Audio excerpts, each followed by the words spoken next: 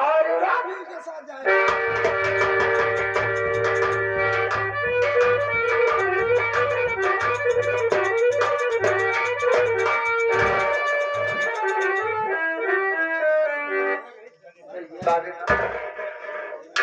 काफी दूर आ चुका हूँ, तुम्हारे भूख भी लगी होगी। हाँ भैया, खैर कोई बात नहीं है, कोई बात नहीं है, परमात्मा के ऊपर भरोसा रखो। हाँ आओ सकते हैं।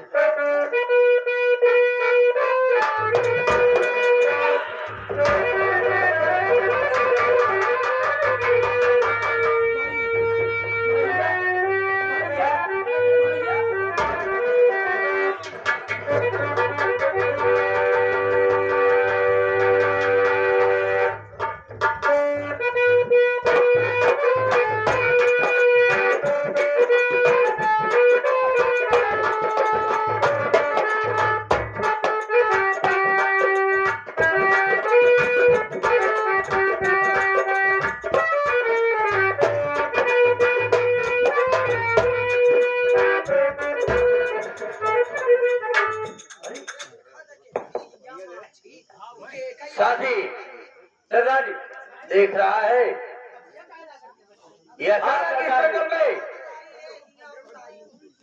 सरदार तरीके से औरत और ये ना जाना कैसे इंसान यहाँ पर पड़े हुए भी हो। एक काम करो, क्या इनके मुंह पे पानी का छींटा मारो, ये होश में रहते हैं, फिर इनसे बात करता हूँ। ठीक है सरदार जी।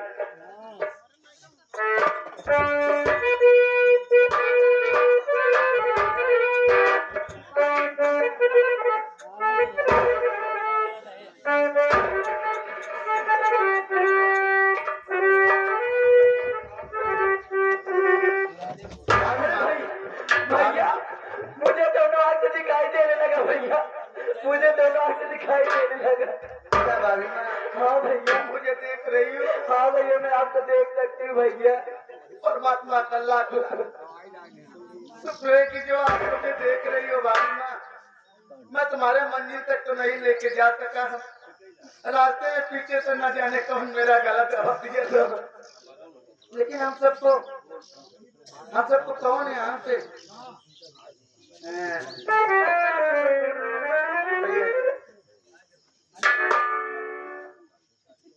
मैं तुमसे कुछ जानना चाहता हूँ।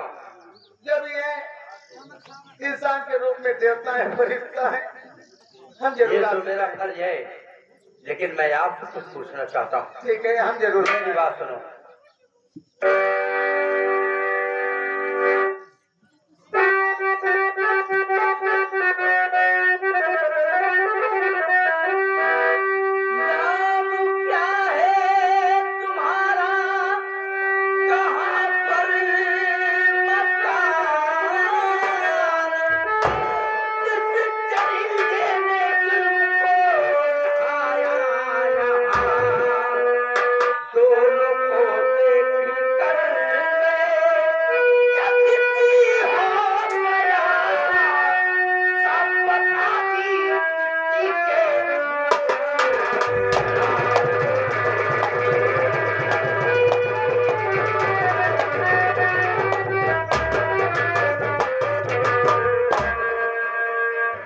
जानना चाहता हूँ तुम्हारा नाम क्या है और कहाँ के रहने वाले हो? तुम्हारे साथ एक औरत है, साफ बताइए। मेरा नाम युवराज है और मैं राजगढ़ का रहने वाला हूँ। आप हमारे साथ में जो यमला को देख रहे हैं, ये कोई गैर नहीं, हमारी धर्म की भाभी है और मैं इसको भाभी मां मानता हूँ। इसका नाम संध्या है। हाँ बाबूजी। तुम राजगढ़ के रहने वाले हो? हाँ बाबूजी।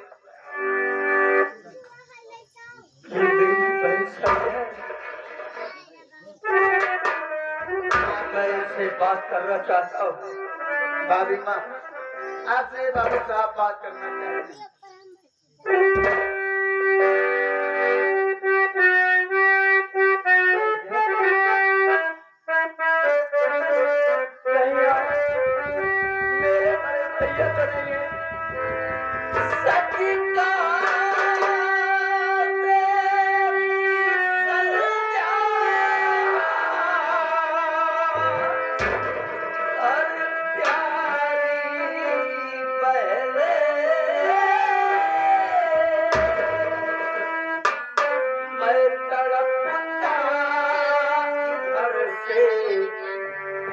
लगता रहा, बहन छोटी है मुझसे जुदा हो गई, उस दर्द में मर के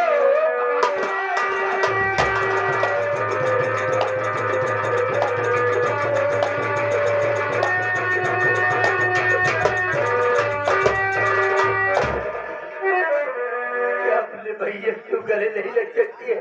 भैया संजा, भैया बहन,